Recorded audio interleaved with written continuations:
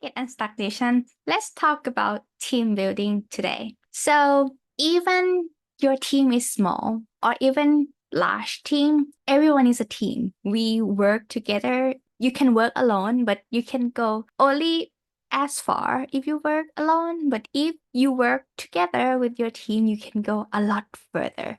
So how can we build bond? Right? We have to do team building. So today we're going to talk about team building. We have to do team building from time to time.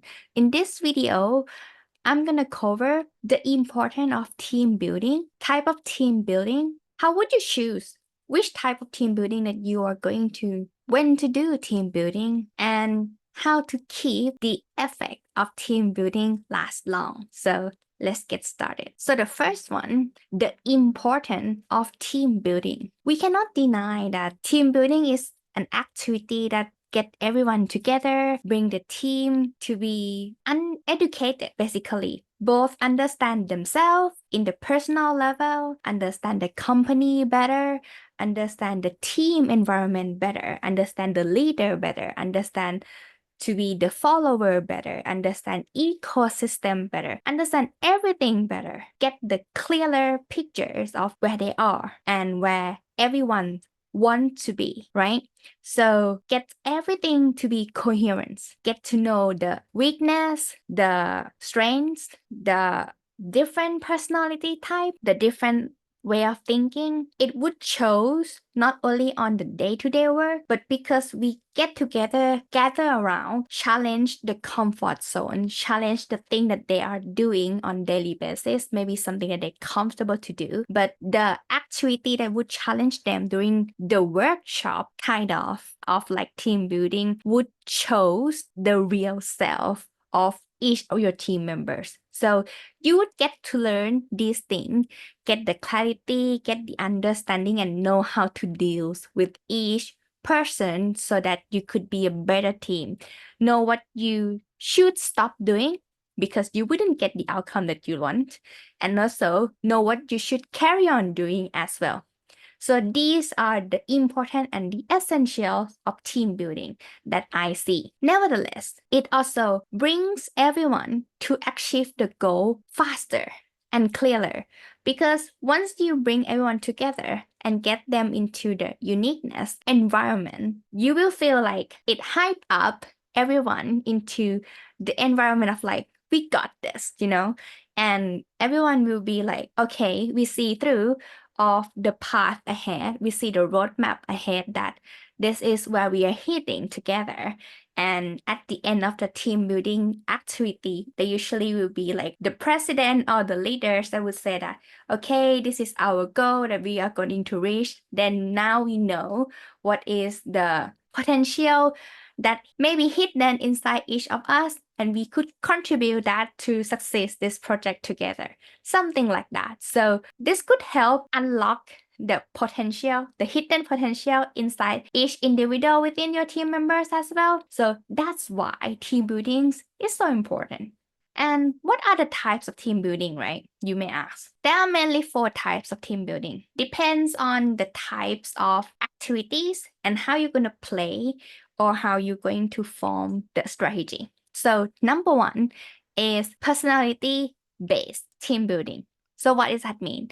Personality-based team building is the team building that strategize incorporated with each team member personality test. There are many personality tests.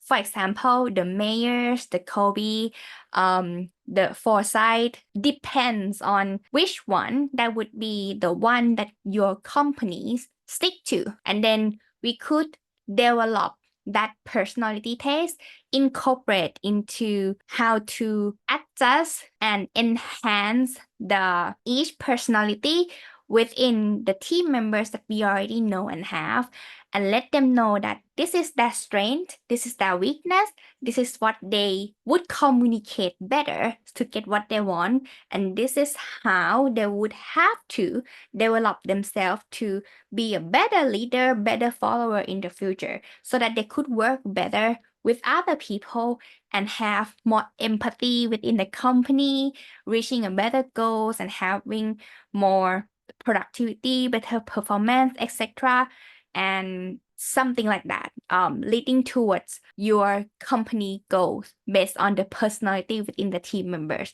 So this would be the team building that's strategized based on the personality base. Second type is activity-based team building. So by the name, the team member will be challenged by series of tasks that would be something that they have never done before, maybe singing, maybe like totally outside the comfort zone that they have never done before, maybe like sing, maybe something that like totally out of the box, so that if they are a type of company that too designed, like using too many right brain directed, they may be challenged to do the left brain. And in case that they are left brain driven, they may be challenged to do the right brain activity, for example. So these are activity based that could let them think differently and also challenge them to see the different lens from other people, that there are many ways to calculate the math problems, right? As well as there are many ways to work with others. So they may be able to deal with harder harder clients by that. This is how you would form the activity base, by challenging that comfort zone. The third type of team building, though, is skill-based team building. This is the team building that happen the most, in my opinion, because it's a training base and it's like a workshop form style. So this usually will be a part of the career path development that HR would give the team members to be trained in a workshop form to be developed their particular important skill in their career that they would need to train. And it would be the team building that incorporate with the certain skill inside. So it would be fun because it's something that they're already into, and they also get to learn deeper and enhance their professional skill already as well. And the last type of team building that, in my opinion, would be problem solving based skill. So we would be detective somehow. Imagine with me, there will be a leader in the team when we do the team building like this. It would be a project that would be given to you. The team leader would go through all the material with the whole team, and then there will be series of tasks, series of steps or activity that would be challenged to you. You would be assigned to define what is the root cause problem actually, and how to find a workable outcome, what is how to solve them, what is the timeline to solve, what is solution that you think, how would it be possible even to solve, and in case it's not possible at all, and is there any urgent thing that could happen? What is the red flag? What is the green flag that could happen? So these are problem solving based team building. And this particular team building, though, I think it's really my favorite because it brings up many deep thoughts of each team member to see that, hey, they actually really think through things, and show the team leader who leads within the project that, oh, this person actually have a different type of ideas of the way that they would solve the problem. And you would be able to notice many creative things about this person that you could use in the reality of workplace. So you could form a better bond within the team, even though you may never know each other before, but after this activity, you would meet more if you have bound within this activity already. So these are the types of team building. And you as a business owner, listen to me right now. How would you choose to do team building, right? Between these four types? My answer is depending on the goal that you want to achieve. So these four types can be mixed. It can be designed, it can be strategized within one day activities or even multiple days or retreat. However, my caution to you is that it shouldn't be overwhelmed to your teammates or your team members at all. You want this team building experience to be memorable because it needs to be a good memory.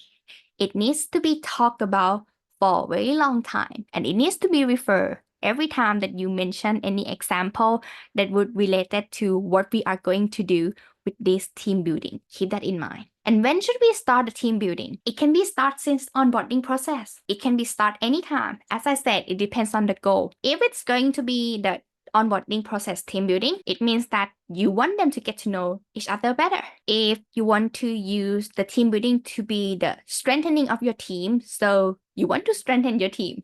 You want your team to bond together. So it could be a retreat or personality based, could be, or problem solving based, could be, so that you can break the ice. Or when the deeper issue occurs or maybe reoccurring and you want to solve that, you want to have a team building to unlock something that it couldn't help with only meeting and discover the problem and solving it on day to day. Maybe it needs to be like get outside the office, get outside the normal environment, but just having an activity together, that having memories together, so that you could see the way that what exactly is the real problem. Is the way that they communicate, the way that they understanding, or the way that they handle time management is actually the real problem of the whole thing. So you know how to handle things further, or you know that it cannot be solved. Like this would be the solution by having team building as well. Or just in case that you want to build a company culture or let them know or build a bond, such as like outing, for example, team building is a great way to experience that, right? So next one, moving on to next one, how to keep the team building effect long lasting. I just said that the only way that you would keep team building effect long lasting is to keep it memorable. So it has to be not overwhelming. It has to be a good memory that would be referred and be talked about for a very long time, even though they have been leaving the company already. But if you're still friends, you're still colleagues, or you're still seeing each other from time to time, you still talk about it. Think about that. So if it's a feel good environment, lighthearted, that is something that you want to leave the team building feels like. So keep that in mind. And also, it would be great if you let them know that they can look forward to the next activity together. So they know that, hey, this is something that excited. And also the feeling of dopamine level would happening again. And they know that you care to make this happen and let them learn from themselves, from everyone around them as a group activity. And it would affect a lot the way that they work by having this type of team building activity. So I hope this video would give you an overview of how to get unstuck in doing these team building things. And if you want to learn more, you can book a call with me, speakwithmutita.com. For now, let's get unstuck and see you in the next video. Bye-bye. Let's get unstuck.